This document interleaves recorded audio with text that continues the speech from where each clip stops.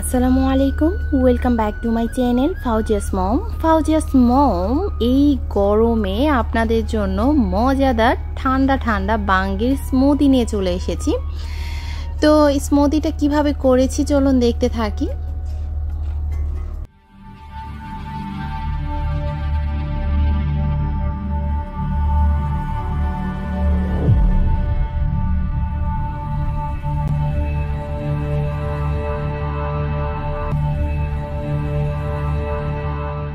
স্মুদিটা করার জন্য আমি এখানে একটা বাঙ্গি নিয়েছি, আর আমার এই বাঙ্গিটা গোল বাঙ্গি। আপনারা যে কোনো সাইজের বাঙ্গি নিতে পারেন, কোনো সমস্যা নেই।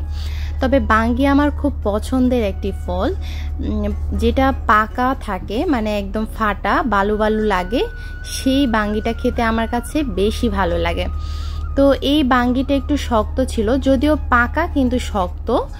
তো এই বাঙ্গিটা তো ওভাবে খাওয়া যায় না, ঠিক সেই জন্য আমি এটা দিয়ে স্মুদি বানিয়ে নিয়েছি। আর তাছাড়াও এই বাঙ্গি দিয়ে জুস, মজাদার একটি জুসের রেসিপি আমার চ্যানেলে আপলোড দিয়েছি, আপনারা চাইলে দেখতে পারেন, সেটাও খেতে দারুণ লাগে। তো আমি এখানে স্মুদিটা করার জন্য প্রথমে 1 কাপ বাঙ্গি টুকরো করে কেটে নিয়েছি, আর নিয়ে নিচ্ছি এখানে 1/4 কাপ মিষ্টি দই।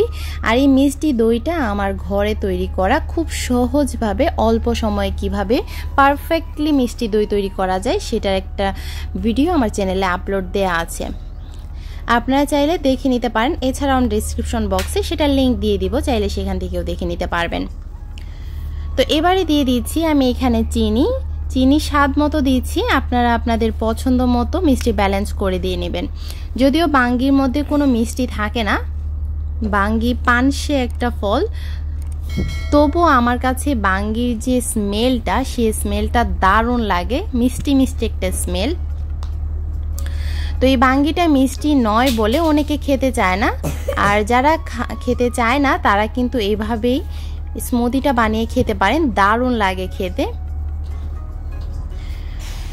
আর এখানে দিয়ে দিচ্ছি আমি গুঁড়া দুধ 2 টেবিল চামচ। গুঁড়ো দুধটা দিলে এই টেস্টটা খুব ভালো আসে। এবারে দিয়ে দিচ্ছি 2 কাপ জাল করা লিকুইড দুধ। আর এখানে আমি 1 কাপ বাঙ্গির জন্য 2 কাপ দুধ ব্যবহার করছি, আপনারা যতটুকু বানাবেন সেই পরিমাণে দিয়ে দিবেন। আমি আজকে 2 গ্লাস লাচ্ছি বানাবো, আর সেই পরিমাণে আমি বানাচ্ছি। তো এবারে আমি এটাকে 2 থেকে 3 মিনিট ব্লেন্ড করে নেব।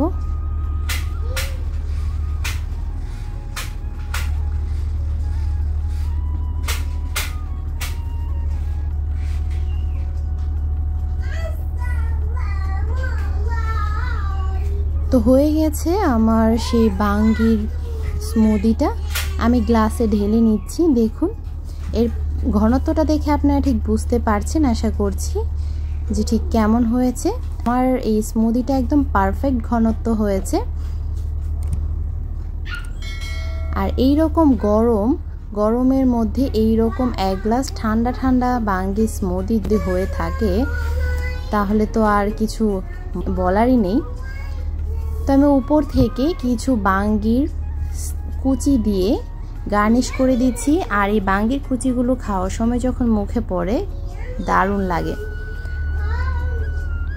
তো যারা বাঙ্গি খেতে পছন্দ করেন না তারা কিন্তু এভাবে স্মুদিটা বানিয়ে খেতে পারেন, আশা করছি সবার কাছে খুব ভালো লাগবে। আর যদি ভালো লেগে থাকে প্লিজ লাইক, কমেন্ট, শেয়ার করতে ভুলবেন না। আর সাবস্ক্রাইব করে আমার চ্যানেলটির পাশে থাকবেন, পাশে থাকা বেল আইকনটি ক্লিক করে দিবেন, আর বেশি বেশি করে শেয়ার করে দিবেন ফ্রেন্ডস অ্যান্ড ফ্যামিলির সঙ্গে, অন্যের উপকারে আসবেন। তো এই ছিল আমার বাঙ্গির স্মুদি, খুব সহজভাবে অল্প সময় বানিয়ে দেখালাম। তো আপনাদের বাসায় যদি এরকম বাঙ্গি থাকে তো আপনারা এইভাবে একবার স্মুদি বানিয়ে খেয়ে দেখবেন। আর এই সময় কিন্তু বাঙ্গি প্রচুর পাওয়া যায়। তো ধন্যবাদ সবাইকে এতক্ষণ আমার এই ভিডিওটা দেখার জন্য। ভালো থাকবেন সবাই, দেখা হবে নতুন কোনো রেসিপি, নতুন কোনো ভিডিও নিয়ে আবার চলে আসবো আপনাদের সঙ্গে। আল্লাহ হাফেজ।